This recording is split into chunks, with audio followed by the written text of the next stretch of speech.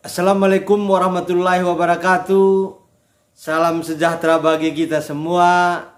Salam pengadaan kepada Bapak Ibu para pelaku pengadaan barang jasa. Salam audit kepada Bapak Ibu para auditor, para APIP dimanapun berada.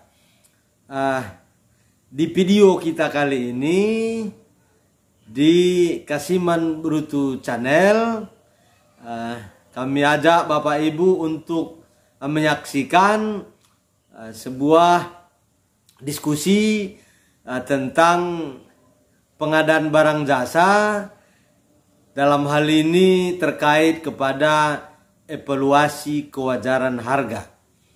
Ada pertanyaan dari para peserta tender, dia sudah memasukkan penawaran dan masuk tahap evaluasi kewajaran harga. Berarti peserta tender tersebut telah memenuhi syarat administrasi, memenuhi syarat teknis, dan kesempatan tersebut peserta tender tersebut masuk kepada tahap evaluasi kewajaran harga. Tetapi menurut peserta tender tersebut, pada saat evaluasi kewajaran harga, yang bersangkutan tidak menerima adanya berita acara evaluasi kewajaran harga tersebut. Jadi timbul pertanyaan, kenapa sudah dievaluasi tapi tidak ada berita acara evaluasi, dan akhirnya juga peserta tersebut digugurkan dan tidak dijadikan sebagai pemenang walaupun dilakukan evaluasi kewajaran harga. Maka timbul pertanyaannya, apakah memang betul tidak ada berita acara evaluasi kewajaran harga yang diserahkan kepada peserta atau ditandatangani oleh peserta, begitu juga Pokja? Ini dianggap sebuah prosedur yang wajar atau sebuah prosedur yang menyimpang. Jadi pada kesempatan ini, di konten kita kali ini, kami mengajak Bapak Ibu untuk mengikuti sampai akhir supaya diantara kita tidak ada pemahaman bersama. Kepada Bapak Ibu kami sampaikan di sini, pada konten kita kali ini, bahwa evaluasi kewajaran harga tersebut dilakukan dengan tahapan-tahapan. Perlu kita tahu bersama bahwa evaluasi kewajaran harga dilakukan terhadap penawaran dengan nilai nominal di bawah 80% dari HPS. Jadi kalau misalnya HPS-nya 1 miliar, maka penawarannya tidak mencapai 800 juta, misalnya 750 juta. Inilah perlu dievaluasi kewajaran harganya. Apakah harga yang ditawarkan tersebut wajar atau tidak wajar? Maka langkah pertama yang dilakukan oleh Pokja Pemilihan adalah meminta kepada peserta tender menunjukkan analisa harga satuan. Setelah Pokja menerima analisa harga satuan, maka dibuatlah sebuah format yang dimana formatnya itu terdiri dari kolom-kolom. Kolom pertama terdiri dari kolom uraian. Di dalam uraian itu berisi komponen daripada pembayaran, komponen daripada faktor-faktor yang menjadi harga tersebut, misalnya upah, bahan, dan peralatan. Kolom berikutnya berisi tentang kuantitas atau koefisien. Di dalam kuantitas atau koefisien ini dibuat kolomnya juga, ada kolom menurut HPS berapa, menurut penawaran berapa, dan hasil klarifikasi berapa terhadap kuantitas dan koefisien tersebut. Di kolom berikutnya terkait harga satuan. Di dalam harga satuan itu menurut HPS berapa, menurut penawaran berapa, hasil klarifikasi berapa. Di kolom akhir itu adalah jumlah perkalian antara kuantitas dan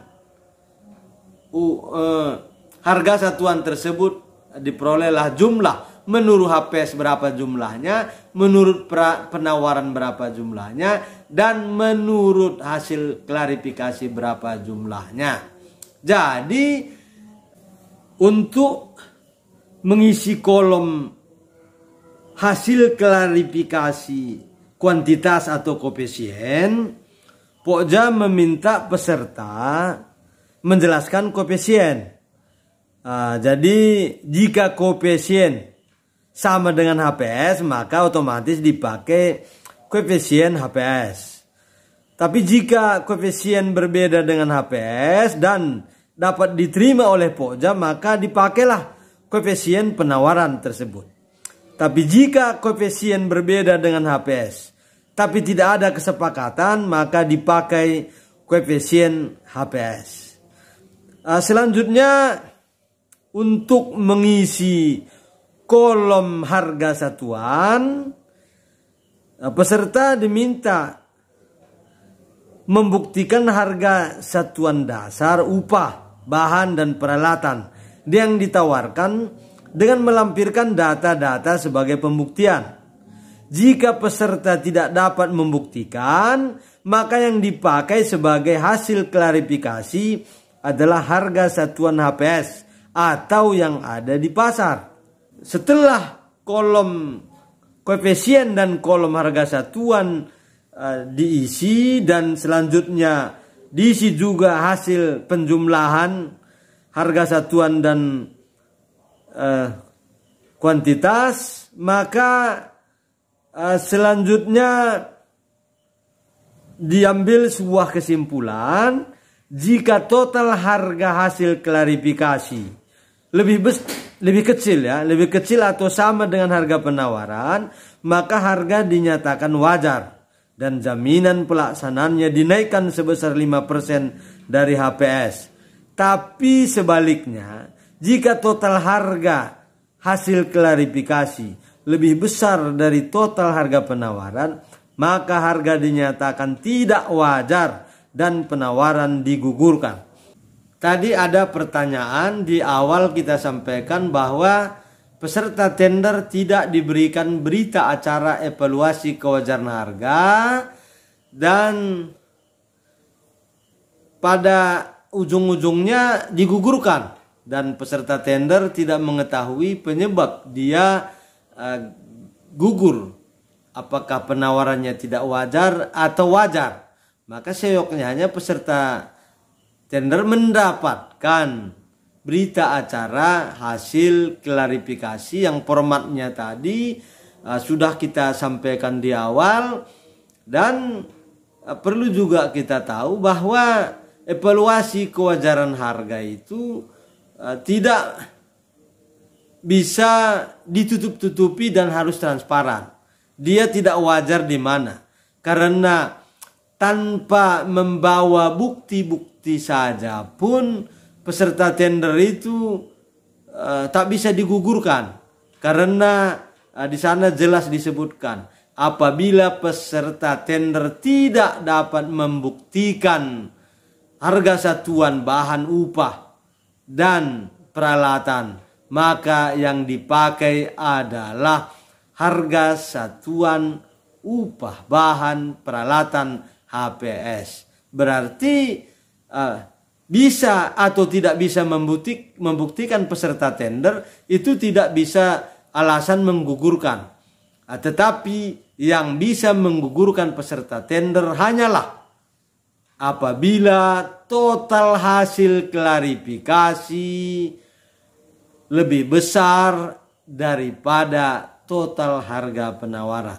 Jadi jelaslah peserta tender wajib mendapatkan berita acara hasil klarifikasi tersebut sebagai dasar kepada peserta tender untuk mengetahui secara terbuka apakah dia atau apakah penawaran itu memenuhi syarat atau tidak. Apakah penawarannya itu wajar atau tidak. Pokja tak bisa menutup-nutupi dalam rangka mendukung prinsip-prinsip pengadaan yang transparan dan terbuka, secara lengkapnya, efisien, efektif, transparan, terbuka, bersaing, adil, dan akuntabel.